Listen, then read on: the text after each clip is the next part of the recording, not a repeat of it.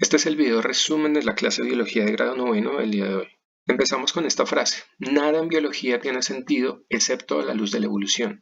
¿Esto qué quiere decir? Que la teoría de la evolución le ha dado los fundamentos y una piedra angular para que todas las áreas de las ciencias logren construir su conocimiento, como la agricultura, medicina, genética, ecología, botánica, geología, microbiología, en fin. ¿Qué es la evolución? La evolución es la acumulación de cambios genéticos dentro de las poblaciones a lo largo del tiempo. Debemos aclarar que esto no ocurre en individuos, ocurre en poblaciones. ¿Pero qué es una población? Una población es un grupo de individuos de una especie que vive en la misma área geográfica al mismo tiempo. Y la especie viene siendo un grupo de organismos con características similares que son capaces de producir crías fértiles.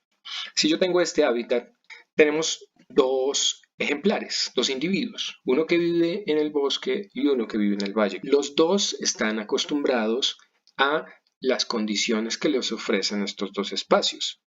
Si nos damos cuenta, cada uno de ellos viene siendo una población. Tengo la población A, que vive en el bosque, y la población B, que vive en el valle. Son la misma especie, pero si se dan cuenta, geográficamente están separados. Ahora bien, pensemos en esto. Esta imagen me muestra al lado izquierdo un bosque. Está en blanco y negro, simulando que es un bosque de hace millones de años. Si tenemos dos organismos, ¿serán la misma especie? La respuesta es no, porque no conviven en la misma época. Continuamos con el pensamiento evolutivo. Anaximandro fue uno de los primeros que reconoce que la naturaleza provoca transformaciones en las especies. Sigue Aristóteles. Nos habla que existe una escala natural de organismos simples a complejos, donde en los primeros peldaños están los organismos menos complejos y arriba los más complejos, incluido el hombre, como si estuviese en la cima pues de la perfección. Luego tenemos a Nicolás Steno. Nicolás Steno estudió los fósiles, los comparó con los de otros animales actuales y él explicaba la existencia de huesos que no correspondían con los animales actuales a que seguramente perecieron en el diluvio universal. Tenemos a Georges Cuvier. Él planteó el catastrofismo. Él nos hablaba que normalmente las extinciones que se daban eran por grandes catástrofes en el mundo y apenas ocurría esto, venían seguidas por procesos de creación divina. Tenemos al señor Conde de Buffon. Él nos habló que las especies sufren cambios por procesos de degeneración. Los animales se crearon perfectos y durante su existencia van degenerándose. Pensemos en una abeja, puede ser que se degenera en una mosca. Tenemos a James Hutton. James Hutton trabajó en geología y él propuso el uniformismo, que la Tierra cambia lenta y progresivamente. Ahora bien, tenemos a Erasmus Darwin. Fue abuelo de Charles Darwin y él nos habla que considera que hay una relación histórica entre las especies y que cambian por influencia del ambiente. Tenemos luego a Luis Agassiz. Este personaje expone la teoría de las creaciones sucesivas después de cada extinción. Apoya un poco lo que dice el señor Cuvier. Él afirmaba que existieron entre 50 y 80 extinciones masivas seguidas inmediatamente por procesos de creación divina. Tenemos a Charles Lyell, propuso la teoría gradualista, que apoyó a James Hutton, donde nos afirma que la Tierra tiene cambios graduales y continuos.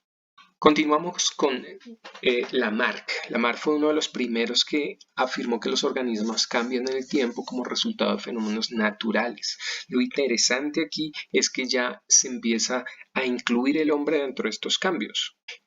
¿Qué más propuso el señor Lamarck?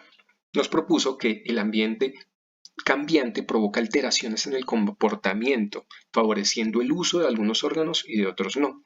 Órgano que no se usa se atrofia. Según este pensamiento, un antepasado de la culebra tendría patas, pero a medida que las dejó de usar, las fue perdiendo. Ya sabemos en la actualidad pues, que ese no es el proceso como ocurre este tipo de fenómenos. ¿Qué otra cosa pensaba él? Que todos los organismos, gracias a una sustancia vital, tenían la tendencia a ir de la complejidad de formas sencillas a formas mucho más complejas. Otro de los postulados de Lamarck es que nos dice que los organismos transmiten a su descendencia los caracteres adquiridos. ¿Esto qué quiere decir? Que si un animal adquiere cierta habilidad, se la va a transmitir a su descendencia. Lo trataba de explicar con este ejemplo de las jirafas. Si tengo una jirafa que tenía cuello corto, este cuello corto no le permitía alcanzar las hojas tiernas de las partes altas de la planta. Entonces eso lo obligó a estirar su cuello. Esta acción de estirar su cuello provocó cambios que heredó a sus descendientes. Entonces, poco a poco, de tanto estirar el cuello, las próximas generaciones de jirafas nacieron con el cuello largo. Obviamente, ya sabemos que ese no es el proceso, no es la forma en la que estas características se transmiten. Continuando con el pensamiento evolutivo, aparece Charles Darwin, que vivió entre 1809 y 1882. Charles Darwin en 1859 publicó su libro El origen de las especies, donde trató de explicar cómo las especies cambian en el tiempo. ¿Cómo ocurrió esto? Darwin tuvo la posibilidad de embarcarse en el Beagle y hacer un recorrido por todo el mundo, tiempo que dedicó para recolectar muestras, hacer anotaciones, observaciones de animales, plantas y de formaciones geológicas. Llama la atención que en Sudamérica hicieron una parada de 2 meses en las Islas Galápagos, donde pudo recolectar, observar y comparar especies. Se dio cuenta que las especies que estaban en las islas tenían diferencias con las especies que estaban en el continente. Eso le puso a pensar muchas cosas y a sacar conclusiones que luego plasmó en su libro. Tenía 3 inspiraciones importantes. El primero fue los principios de geología de Charles Lyell. Nos habla de cambios graduales. Él hablaba sobre los cambios graduales de la Tierra en largos periodos de tiempo. También lo ponía a pensar mucho la selección artificial. Sabemos que el hombre desde hace 10.000 años selecciona las mejores características de muchos de los organismos, tanto de animales y plantas, logra nuevas variedades que le favorezcan económicamente.